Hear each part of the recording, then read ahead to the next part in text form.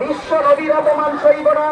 ভারতবর্ষের সংবিধান যেভাবে নিরূপিত হচ্ছে সেই সংবিধানকে বাঁচাতে আমাদের এই ধিক্কার মিছিল।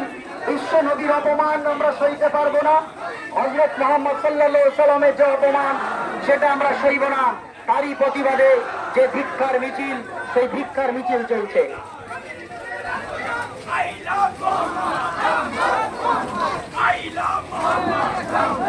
বিশ্ব নবী হযরত মুহাম্মদ সাল্লাল্লাহু আলাইহি সাল্লাম আমাদের প্রাণের অন্তরস্থলের জায়গায় সেই বিশ্ব নবীকে অপমান করা, যে যোগী সরকার উত্তরপ্রদেশে বিশ্ব নবী দিবস উদযাপনের ফলে ওখানকার মুসলিমদের উপর যে নির্যাতন এবং অন্যায়ভাবে ভাইয়ের মামলা করেছে, সাথে সাথে পশ্চিমবঙ্গে ঈদে মিলাদুন নবী উদযাপনের ফলে বিভিন্ন বাড়ি ঘর তালা বন্ধ করে দেওয়া, বিভিন্ন বাড়ির ইলেকট্রিক বিচ্ছিন্ন করে দেওয়া, নারী পুরুষ তাদেরকে বাড়ি থেকে তাড়িয়ে দেওয়া, তারই প্রতিবাদে ফুরফুরা শরীফ আহলে সুন্নাতুল জামাতের পক্ষ থেকে ধিক্কার মিছিল চলছে।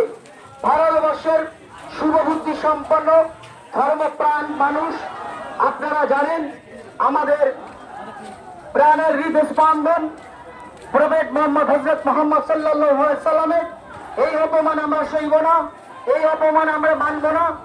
কোন